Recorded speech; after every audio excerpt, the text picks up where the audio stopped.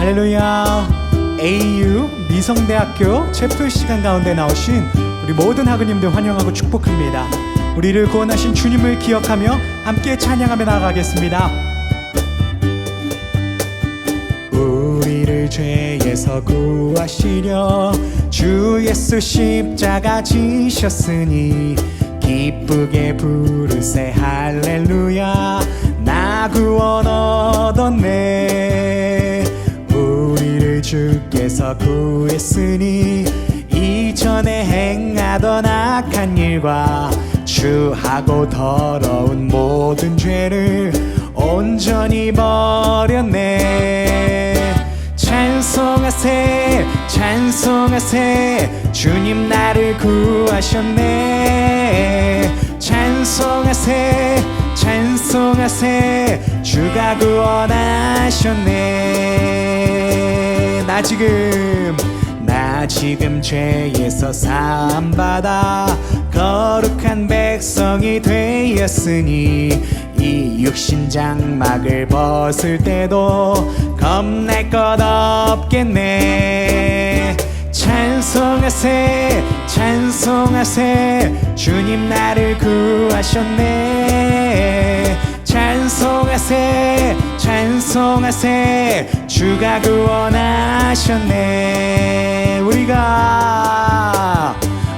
우리가 이 세상 떠날 때에 예수의 손목을 굳게 잡고 영원히 즐거운 천국에서 아멘 주와 함께 살겠네.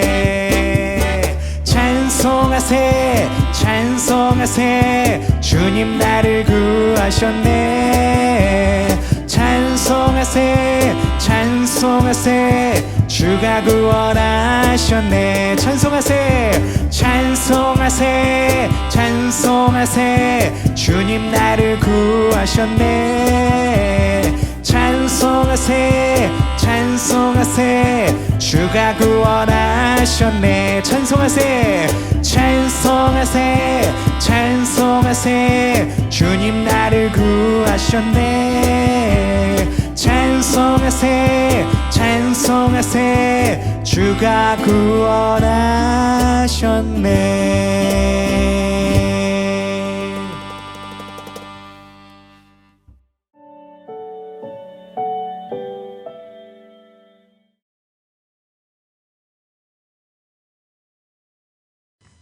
미성대학교 학생 여러분 반갑습니다. 샬롬입니다. 어쩌다 보니까 해마다 이 미성대학교 채플에서 설교할 수 있는 기회가 생겨서 영광스럽게 생각합니다. 제가 신학교 다닐 때에도 학교 채플에 어느 목사님들이 오셔서 설교를 하실 때가 있는데 학교에 오시면 그냥 안 오시고 빵이나 식권을 가지고 오셨습니다. 그걸 주셨어요. 그때 무슨 말씀을 하셨는지 지금 전혀 기억이 나질 않지만 그때 받아 먹었던 기억이 생생합니다. 그래서 저도 학교에서 직접 만났다 그러면 빵이나 피자라도 사가려고 애를 썼는데 그렇게 하지 못하고 이렇게 영상으로만 설교하게 되어서 좀 미안하게 생각합니다. 빨리 모든 것이 회복되어서 만나게 되기를 바라는 마음이 간절하죠. 지금 예배드리는 분들이 과정이 다 다르겠지만 공부한다는 것은 굉장히 흥분되는 일이라고 생각합니다. 저도 그랬거든요. 신학이 학문 중에 최고의 학문이잖아요. 흥분됩니다. 하나님에 대해서 또 하나님의 말씀인 성경에 대해서 그리고 명성 있는 신학자의 학문을 배운다는 건 대단히 흥분되는 일이었습니다. 그런데 목회 현장에 오니까 교회에 대한 고민을 더 많이 하게 되는 것 같아요. 왜냐하니까 결국 모든 신학은 교회라는 현장을 통해서 꽃을 피워야 되기 때문에 그런 것 같습니다. 우리 예수님이 교회를 너무 중요하게 생각하셨지요. 오늘 본문을 보면 베드로의 신앙 고백 이후에 그분이 처음으로 이 반석 위에 내 교회를 세울 것이다 이렇게 선포하셨습니다. 그리고 교회에 천국의 열쇠를 맡겨주신다고도 약속하셨어요. 그리고 우리 예수님이 죽으시고 부활하신 후에 이 땅에 남겨진 것이 바로 교회죠. 그 교회가 예수님의 몸이라고 사도 바울이 우리에게 알려주고 있습니다. 그리고 저와 여러분들이 교회죠. 우리가 곧 교회입니다. 그러니까 우리가 예수님을 사랑한다는 건 뭐냐면 주님의 교회를 사랑하는 거예요. 그리고 교회 생활을 열심히 하는 것입니다. 그러니 교회에 대한 중요성은 아무리 강조해도 지나치지가 않습니다. 이렇게 중요한 교회에 대해서 저는 목회 현장에서 고민하다가 건강한 교회가 되기 위해서 늘 세 가지를 고민하게 되는 것 같습니다. 첫째는 뭐냐면 성경적인 교회입니다. 교회는 반드시 성경적 원리 위에 세워져야 한다는 것이죠. 오늘날 세상에 크고 유명한 교회가 많은데 그러면서도 한편으로 주님이 원하시는 교회가 저런 모습일까? 그런 어떤 질문을 할 때가 참 많이 있습니다. 저희 장인어른께서 성결교회에서 목회하시고 이제 은퇴하신 원로 목사님이신데요. 그분이 처음 20대 때 개척을 한 곳이 밀양입니다. 밀양. 거기에 성결교회를 개척했는데 그 마을에 장로교도 있었고 감리교도 있었고 그랬대요. 근데 이제 교회를 개척하니까 그 장로교, 감리교 목사님들이 주위 사람들에게 하는 말이 뭐냐면 그 교회는 이단이다. 성결교회는 이단이다. 그렇게 이야기를 했다는 거예요. 그 이야기를 듣고 우리 장인께서 그 교회 목사님을 찾아가서 왜 성결교회가 이단입니까? 하고 물으니까 아무런 대답을 하지 못하는 거죠. 그분들의 이야기는 전혀 성경적 근거가 없어요. 그냥 나하고 다르니까, 다른 교단이니까 너무나 쉽게 이야기하는 거죠. 여러분, 편자라는 게 있는데 말 발굽 밑에다가 이제 붙이는 쇠지요. 말 발굽을 이렇게 보호하기 위해서 붙이는 거잖아요. 이걸 대장간에서 만드는데 한 대장간 주인이 편자 하나를 주면서 똑같이 100개를 만들라고 종에게 이제 이렇게 지시를 하고 이제 어디를 다녀왔습니다. 갔다 오고 보니까 이 종이 진짜 100개를 만들었는데 문제는 뭐냐면 이 100개의 크기가 다 다른 거예요. 분명히 자기는 재고 똑같이 만들었다고 하는데 크기가 다른 거예요. 그래서 어떻게 쟀냐 물었더니 이렇게 잰 거예요.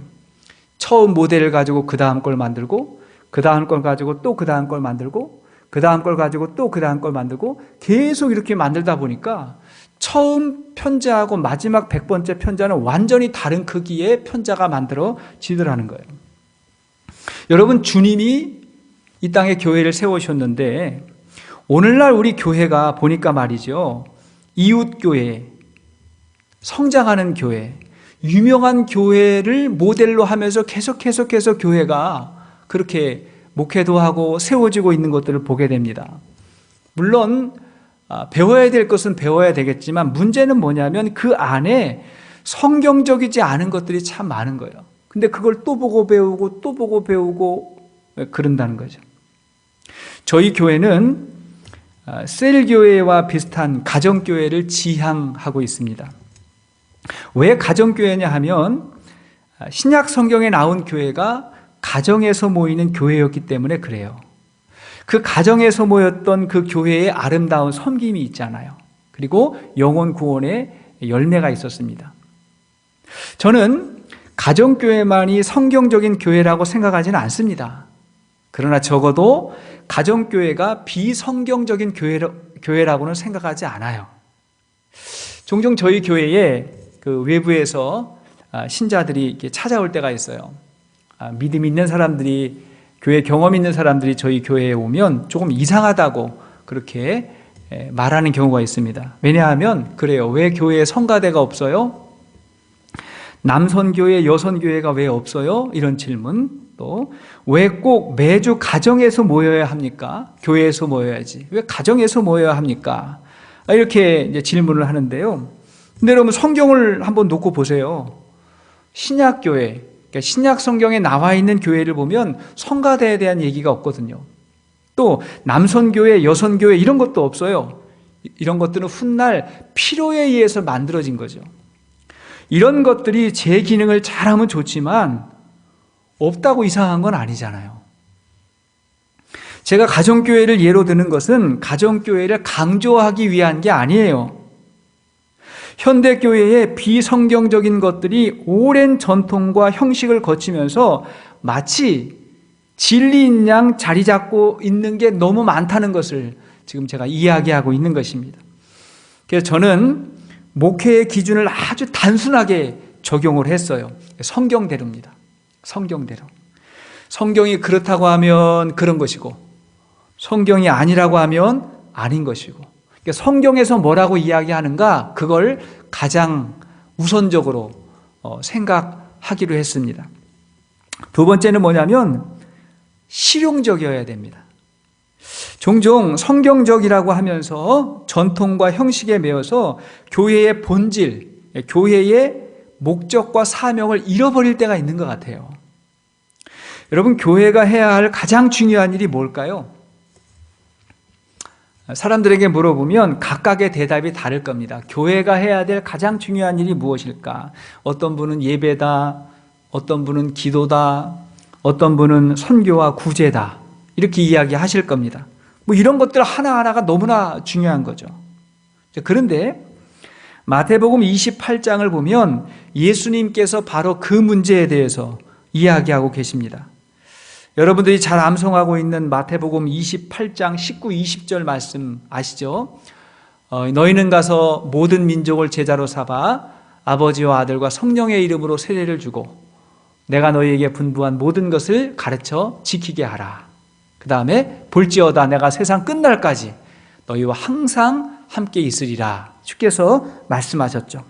이 말씀은 예수님께서 승천하시기 전에 이 땅에 남아있는 제자들에게 하셨던 유언과도 같은 말씀이죠. 예수님이 가장 중요하게 강조하셨던 말씀이라고도 볼 수 있습니다. 여기서 너희는 가서 그랬는데 너희가 누구죠? 교회를 말하는 겁니다. 이제 사도들이지만 사도들이 교회의 개척자들이기 때문에 교회는 그런 말이죠. 그 교회가 해야 될 일이 뭐죠? 가서 제자를 삼고 세례를 베풀고 가르쳐 지키게 하라는 것입니다. 네 가지를 이야기했는데 그럼 여기서 가장 중요한 명령이 뭘까요? 제자를 삼으라는 거죠. 이 문장의 정동사가 제자를 삼으라는 거예요. 나머지는 분사입니다. 꾸며주는 거예요. 가서 세례를 베풀고 가르쳐 지키게 하라는 건 뭐냐면 제자 삼기 위해서 그렇게 하라는 거예요. 바꿔 말하면 제자 삼기 위해서 가고 제자 삼기 위해서 세례를 주고 제자 삼기 위해서 가르쳐 지키게 하라는 거예요. 이렇게 제자 만드는 교회에 대해서는 고 옥하는 목사님께서 정말 많이 강조하셨죠. 한국 교회에 굉장히 중요한 가르침, 영감을 주셨다고 제가 생각합니다. 그러면 제자가 누구일까요? 교회에 다니면 제자일까요? 그건 아닌 것 같죠. 제자는 무리나 청중이 아닙니다. 제자는 학생도 그리고 학자도 아닙니다. 제자는 스승의 가르침을 받아서 전수하는 사람이죠. 다시 말하면 예수님의 제자는 예수님의 삶과 가르침을 전수하는 거예요. 물려주는 거죠. 전수하는 거예요. 그러므로 제자는 반드시 관계를 맺어야 됩니다. 예수님이 제자들을 부르셨잖아요. 관계를 맺고 같이 생활하시면서 제자의 도를 가르쳐 주셨잖아요. 그래서 신앙생활에서 가장 중요한 건 관계입니다. 아니, 우리 인생을 살아가면서 가장 중요한 게 관계예요. 신앙생활의 핵심이 바로 이 관계에 있습니다. 그러니까 내 주위의 사람들과 좋은 관계를 맺어서 그들을 제자로 만들어야 되는 거예요. 구원받지 못한 사람들은 구원받을 수 있도록 도와주고 구원받은 사람은 그들의 신앙이 더 잘 자랄 수 있도록 도와주는 거죠. 즉 교회는 무엇이냐? 영혼을 구원하여 제자 만드는 곳이다. 저는 그렇게 생각합니다. 그러니까 교회의 가장 중요한 역할은 영혼을 구원해서 제자 만드는 것이고 이것을 위해서 필요한 것들은 우리가 성경대로 얼마든지 적용할 수 있고 이것을 위해서 필요하지 않는 것은 아무리 중요한 전통과 형식이었어도 내려놓을 수 있어야 된다는 것입니다. 한국의 그 바둑 명인 가운데 조훈현 구단이 있잖아요. 지금 뭐 바둑계에서 거의 은퇴하셨지만 조훈현 구단 현역 때 대단하셨죠. 이분이 어릴 적에 이 바둑에 천재적인 소질이 있어가지고 이분의 아버지가 조훈현 씨를 초등학교 때 학교 보내지 않고 일본에 바둑 유학을 보냅니다. 어디로 갔냐면 그 당시에 일본의 3대 명인 가운데 한 분이었던 세고의 겐사쿠라는 그분에게 맡기는 거예요. 이 조훈현 씨가 학교 안 다니고 그때부터 이 세고의 스승의 사랑방에 살면서 거기서 이제 바둑 유학을 9년 동안 했답니다. 근데 놀라운 건 뭐냐면요, 그분이 어릴 적에 거기서 그 스승님 집에서 사랑방에 살면서 스승하고 앉아가지고 바둑을 두어보고 바둑의 수를 배운 거는 한 번도 없대요. 유학 갔는데. 그 바둑은 어디서 배웠냐? 그 동네 기원에 가서 배웠답니다. 매일 그 기원에 가가지고 거기 있는 사람들하고 바둑 두고 또 바둑 두고 와가지고 집에 와가지고 또 그 복귀하잖아요. 다시 두어보고 이래서 졌구나 혹은 이래서 이겼구나 스스로 바둑을 배우고 그렇게 지냈다는 거예요. 그러면 스승님에게 뭘 배웠나? 너무 궁금하잖아요. 그 스승님이요, 하루가 딱 시작되면 아침에 일찍 일어나서 한 1시간 정도 산책을 하신대요. 1시간 산책을 하신 다음에 그 다음에 아침을 먹을 때 그때 그 어린 조훈현 씨하고 같이 밥을 먹으면서 이야기를 나눴다는 거예요. 그때 뭘 나눴냐? 삶에 대해서, 인생에 대해서, 철학에 대해서 이런 걸 배웠다는 거예요. 근데 그 속에 바둑의 정신이 다 녹아져 있었다는 거예요. 조훈현 씨는 스승님하고 한 집에 살고 그분의 삶을 보고 그분과 식사를 하면서 그러면서 그분에게 바둑의 어떤 정신을 배운 거예요. 지금도 나의 최고의 스승님은 세고의 스승이라고 말하는 겁니다. 저는 이 얘기를 듣고 굉장히 놀랐어요. 왜냐하면 우리가 목회를 하면서 신앙생활하면서 얼마나 많이 말을 합니까? 설교도 많이 하고 성경 공부도 많이 하고 많이 가르치고 있는데 정작 삶으로서 제자의 도를 전수해 주고 있는가? 나하고 같이 생활하고 나하고 같이 밥을 먹고 나하고 같이 교제했던 사람들이 정말 예수님의 제자로 세워지고 있는가를 생각할 때 너무 부끄러운 거예요. 너무 부끄러운 거예요. 그래서 저희 교회가 가정교회를 하게 된 겁니다. 왜? 같이 식사하고 같이 이야기하고 같이 삶을 보고 배우면서 그러면서 예수님의 가장 중요한 삶과 정신을 보고 배우자라고 했던 것입니다. 세 번째 중요한 건 뭐냐면 제자의 열매는 선교가 되어야 된다는 겁니다. 선교가 중요해요.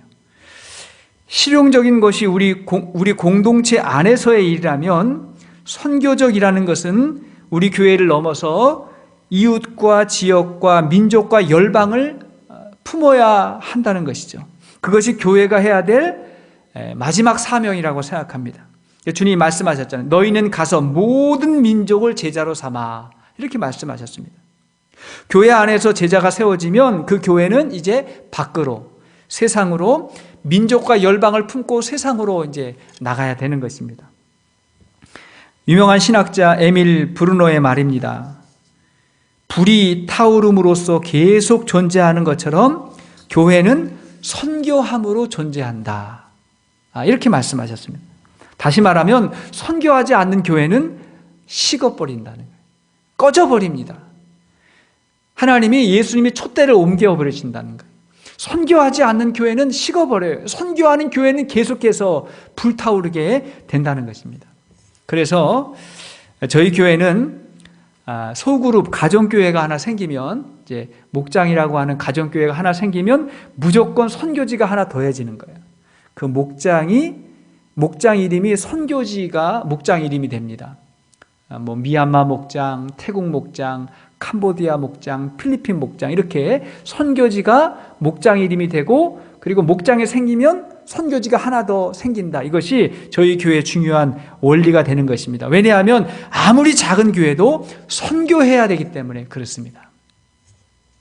제가 여러분들에게 잠시 동안 짧은 시간에 저 목회에 대해서, 교회에 대한 어떤 생각과 고민에 대해서 말씀을 나눴습니다.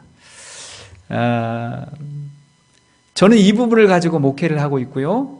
우리 주님께서 너무나 이렇게 원하시는 교회라고 생각합니다. 그리고 이런 교회는 우리 주님이 함께 해주신다고 저는 생각해요. 예수님께서 말씀하셨죠. 내가 세상 끝날까지 너희와 항상 함께 있으리라 이렇게 말씀하셨습니다. 그러니까 교회가 교회의 역할을 잘 감당하고 영혼을 구원하고 그리고 제자를 삼고 선교적인 삶을 살아가면 우리 주님이 저와 여러분들과 그리고 우리 교회와 함께 하신다고 약속하셨습니다. 그 약속을 담대하게 믿고 우리가 어디에서 무엇을 하든지 주님이 원하시는 교회로 살아가고 그리고 주님이 원하시는 교회를 목회하고 가르치고 또 이끌어 나가는 영적 리더들이 다 될 수 있게 되기를 주의 이름으로 축복합니다. 제가 기도하겠습니다. 하나님 아버지 은혜를 감사합니다. 하나님께서 우리를 세상 가운데 부르셔서 구원해 주시고 구원받은 자들 가운데 또 부르셔서 하나님 신학을 공부하고 또 영적인 리더, 지도자로 삼아주시니 너무나 고맙고 감사합니다. 저희들이 리더가 돼서 주님이 그렇게도 중요하게 여기시는 교회, 그 교회가 어떤 교회가 되어야 할까를 늘 고민하게 하시고 우리 모든 학문과 배움과 열정이 교회를 통해서 꽃을 피울 수 있도록 주님이 함께 해 주시옵소서. 부족한 종이 교회에 대한 저의 생각을 잠시 동안 나누었습니다. 하나님 이 이야기도 우리 예배드리는 학생들에게 또 우리 미성대 가족들에게 도전이 될 수 있도록 도와주시고 또 새로운 호기심과 학문에 대한 시작이 될 수 있도록 작은 씨앗이 될 수 있도록 우리 주님이 함께해 주시옵소서. 주께서 축복해 주시기를 원하오며 사랑 많으신 예수 그리스도의 이름으로 기도드리옵나이다. 아멘.